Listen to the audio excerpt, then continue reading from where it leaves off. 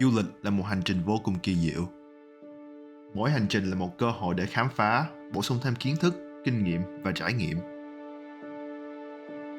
Sau một khoảng thời gian dài lên kế hoạch cho một chuyến du lịch kéo dài hơn 1 tháng, trải qua 3 quốc gia, Singapore, Thái Lan và Việt Nam, thì hôm nay là ngày mà cuộc hành trình đó được bắt đầu. Đây là lần đầu tiên mình trải nghiệm hạng thương gia trên một chuyến bay dài 17 tiếng của hãng hàng không Singapore Airlines từ Seattle đến Singapore. Trong video này, mình sẽ cố gắng truyền tải đến cho các bạn trải nghiệm của mình trên chuyến bay có mã hiệu SQ27. Mình hy vọng các bạn sẽ enjoy video này. Hành trình bắt đầu lúc 2 giờ sáng. Vì không có chuyến bay nào từ Oregon, mình phải lái xe lên Seattle để bắt chuyến bay từ đó. Dù hơi vất vả, nhưng mình nghĩ trải nghiệm hạng thương gia sẽ rất đáng để chờ đợi.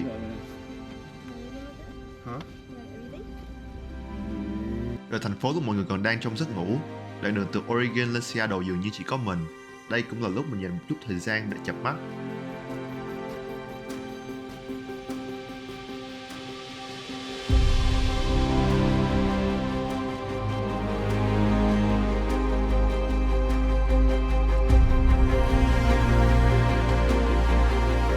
Sau gần 3 giờ lái xe, cuối cùng mình đã đến sân bay SeaTac.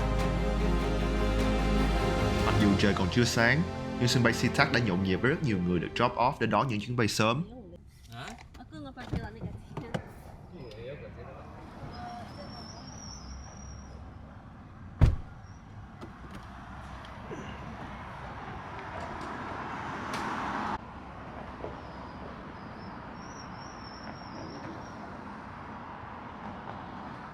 Sân bay SeaTac là một trong những sân bay mà Singapore Airlines bay đến tại bờ đông nước Mỹ, nên họ có riêng một quầy check-in tại Terminal 3. Chuyến bay mình bay hôm nay có mã hiệu là SQ27, được cất cánh tại S-Gates vào lúc 8 giờ 40 sáng. Vì mình bay hạng thương gia, việc check-in diễn ra rất nhanh chóng và tiện lợi.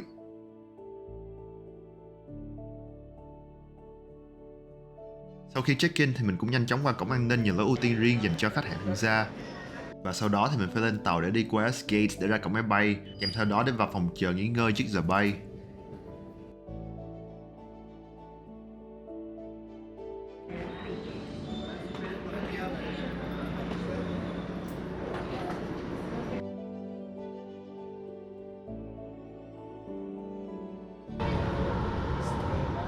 Exit for S gates. Remain on board for B and A gates.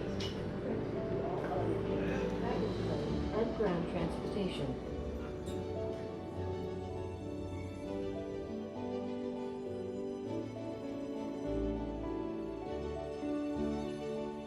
Phòng chờ dành cho Singapore Airlines tại sân bay SeaTac có tên là The Club at Sea, nằm tại Terminal S, gần cổng ra máy bay S9. Vì mình đến sớm nên mọi người đang xếp hàng chờ lounge mở cửa. Sau khi vô trong thì mình đi một vòng để xem lounge có những gì.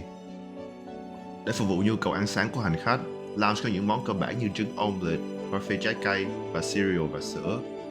Ngoài những món ăn ra thì họ còn có quầy mini bar, nhưng theo mình thấy thì những lựa chọn về món ăn cũng như nước uống khá giới hạn. Sau khi đi một vòng thì mình chọn một phần omelette và parfait trái cây.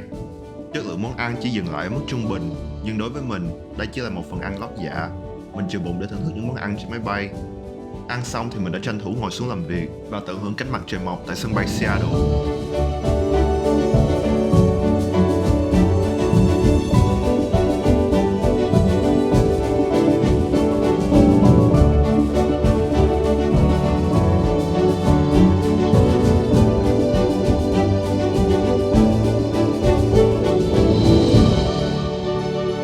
Trong lúc ngồi trong phòng chờ thì mình thấy được chiếc máy bay mình sẽ bay hôm nay.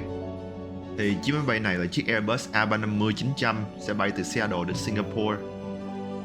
Mặc dù mình đã bay trên Airbus A350, nhưng đây là lần đầu tiên mình được trải nghiệm chiếc máy bay này của Singapore Airlines và đặc biệt hơn là trên khoang hạng thương gia. Một lần nữa thì trải nghiệm của hạng thương gia diễn ra rất mượt mà. Những hành khách của hãng bay này được ưu tiên lối lên máy bay riêng.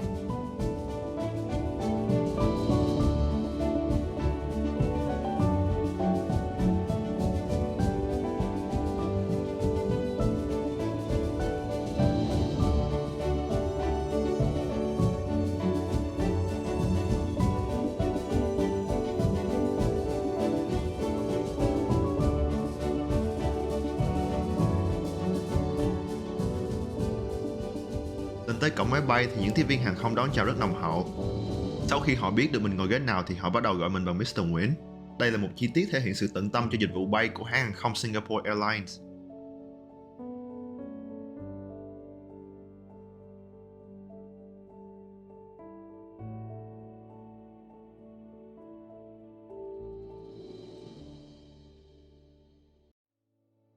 Và đây là ghế của mình trong 17 tiếng sắp tới, ghế 15A. Cảm nhận đầu tiên của mình là ghế rất rộng rãi. Những chi tiết và chất liệu cao cấp xung quanh có màu trung tính tạo cho mình một cảm giác thoải mái như đang ngồi tại nhà.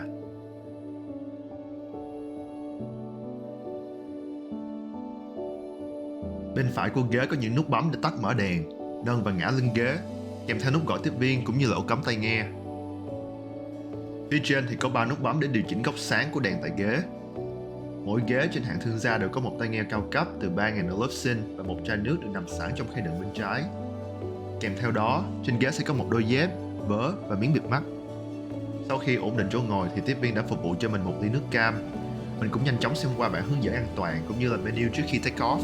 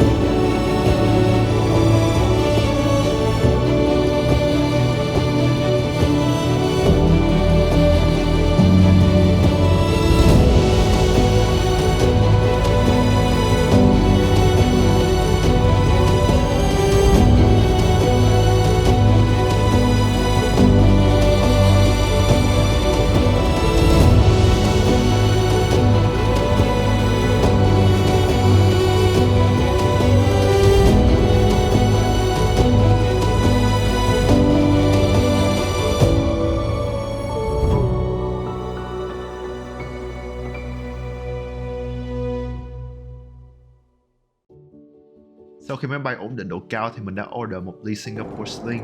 Đây là một loại cocktail được pha chế từ gin, được mix với nước dứa, chanh và một số loại syrup khác. Loại cocktail này chỉ có một chút vị gin, chủ yếu là vị ngọt và có một chút vị cam. Trong khi chờ phần ăn đầu tiên thì mình đã nhâm nhi ly nước này. Check out hệ thống IFE và login vô wifi miễn phí dành cho hãng thương gia.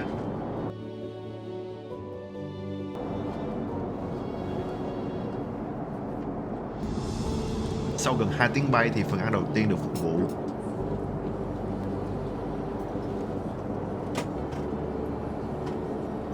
Phần ăn ngày hôm nay bắt đầu với món khai vị là một phần cá hồi sống được trang trí với rau mồng tơi và củ cải đỏ. Đi kèm là dressing vị chanh và nước sauce ngọt.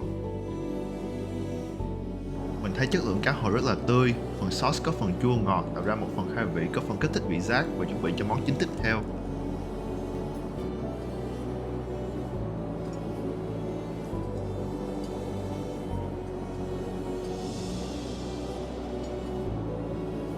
Món chính được mình đặt trên bước The Cook. Món ăn hôm nay là một miếng cá hồi nướng với bánh bắp kèm theo cải bruschetta. Phần cá hồi là mình ngạc nhiên khi nó vẫn giữ được độ ẩm tự nhiên khi được phục vụ trên độ cao vài chục nghìn mét. Bánh bắp có vị ngọt dịu, vừa miệng nhưng có phần hơi khô. Bắp cải bruschetta có hương vị xông khói rất đặc trưng, rất là thơm.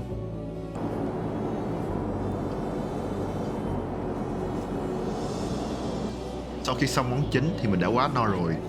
Nhưng mình không thể từ chối món tráng miệng là một phần kem sô-cô-la rất ngon và đậm vị. Can you get the ice cream, please? Yep.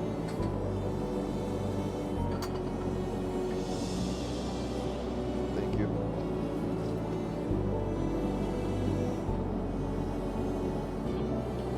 Thank you.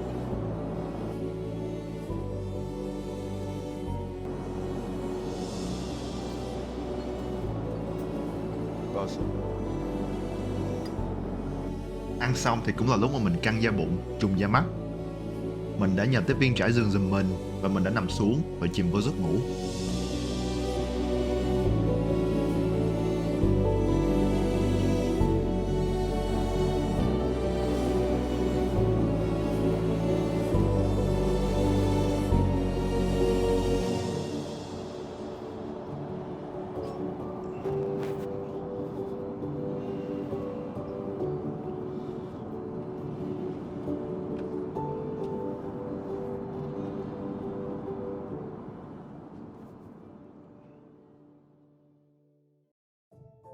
Sau khi ngủ được 3 tiếng thì mình tỉnh giấc. Lúc này thì mình hơi đói nên mình đã xem qua menu và order một phần mì ramen với thịt heo, nấm và rau cải. Theo mình thấy thì phần mì này rất chất lượng. Nước mì có vị thanh, rất dễ ăn. Cọng mì thì được nấu chín tới, không bị bở. Rau rất tươi và đặc biệt là những miếng thịt heo còn rất juicy. Sau khi ăn xong thì mình quay ra đằng sau và cũng đã bắt gặp Helena nhâm nhi một tô mì tương tự.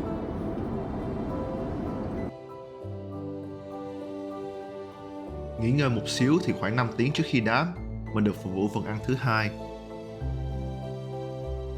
Trước khi phần ăn được đem ra thì mình được cho một bộ mỹ phẩm cá nhân đến từ Penhaligon's. Bộ mỹ phẩm này gồm lotion cho da, nước xịt mặt và kem dưỡng môi. Sau khi rửa mặt để tỉnh táo thì mình ngồi lên và chuẩn bị cho phần ăn được phục vụ.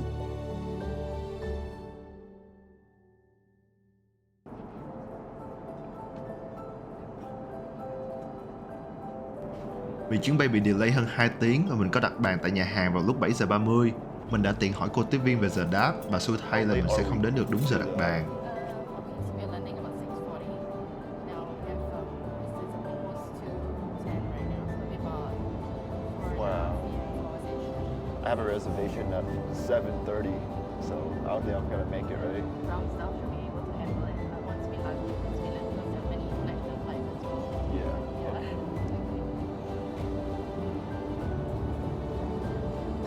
Phần ăn thứ hai được bắt đầu với món khai vị là salad rau củ với dầu olive và giấm. Những loại rau củ trong phần salad này rất tươi, nhưng với mình thì olive và giấm không phải là một dressing hoàn hảo cho phần salad này.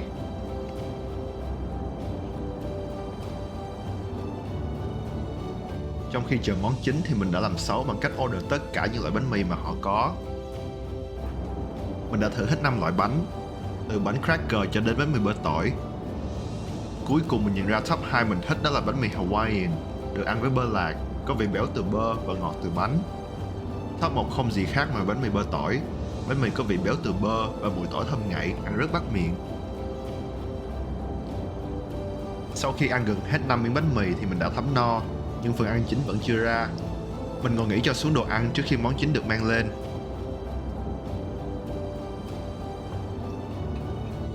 Món chính cho phần ăn này là một miếng New York Strip, được ăn kèm với khoai tây nghiền và rau mồng tơi sốt kem. Đây cũng là một phần ăn mà mình đã đặt qua bức từ Cook 2 ngày trước khi bay. Món đầu tiên mình thử đó là khoai tây nghiền. Phần khoai tây được trộn với phô mai và bơ nên ăn rất béo. Tiếp theo là phần rau mồng tơi được luộc chín và sốt kem, nên vị béo cũng không kém hơn so với phần khoai tây nghiền. Vô món chính là miếng New York Strip. Thoạt nhìn thì miếng thịt có vẻ khô, sau khi cắt ra thì dường như nó được nấu well done. Nhưng khi mình ăn vô thì độ mềm và juicy của miếng thịt vẫn còn đó. So với một miếng thịt ở độ cao vài chục nghìn mét thì nó không hề tệ chút nào. Sau khi xong món chính thì lại một lần nữa mình đã quá no, nhưng một lần nữa thì mình không thể bỏ qua món tráng miệng. Can you get Mình đã that? chọn một miếng bánh custard với Nutella đi kèm. Thank you. Vị bánh này rất ngọt, nhưng khi ăn kèm với Nutella, vị sô-cô-la của Nutella hòa quyện với vị ngọt của bánh tạo ra một combo rất hoàn hảo. Đây là một trong những món tráng miệng ngon nhất mình từng ăn. Sau khi ăn xong thì mình nằm xuống nghỉ ngơi, tranh thủ chụp mắt trong vòng vài tiếng trước khi đáp xuống Singapore. Một lần nữa, mình muốn nhấn mạnh rằng trải nghiệm lần đầu tiên của mình trên hãng thương gia của Singapore Airlines không gì khác ngoài hoàn hảo. Những món ăn được chăm chú từng chi tiết, tiếp viên phục vụ rất tận tâm, mang lại một trải nghiệm không khác gì ở nhà. Những hòn đảo nằm gần vịnh Singapore dần hiện ra, cũng đồng nghĩa là chuyến bay này gần đến hồi kết. 17 tiếng là một khoảng thời gian bay rất lâu, nhưng với hãng thương gia thì khoảng thời gian này trôi qua chỉ trong chớp mắt. Mình đã ngồi lại và tận hưởng những giây phút cuối cùng trên chuyến bay này. Nếu các bạn còn đang lưỡng lự về việc bay với Singapore Airlines thì hãy book một chuyến bay ngay lập tức. Chuyến bay này mình đã sử dụng 107.000 điểm từ Chase và 23 đô tiền phí. Nếu mọi người muốn tích lũy điểm bay như mình thì hãy nhấn vào link bên dưới để sign up cho Chase. Đây cũng là một cách các bạn có thể support cho mình để mình mang lại nhiều trải nghiệm du lịch hơn cho mọi người. Mình sẽ ở Singapore chỉ vỏn vẹn 24 giờ và mình sẽ lên máy bay để đến Bangkok. Nếu các bạn thích video này thì đừng quên cho mình một like và subscribe để mình có động lực ra nhiều video hơn nữa. Hẹn các bạn ở video tiếp theo. Take care. Thank you.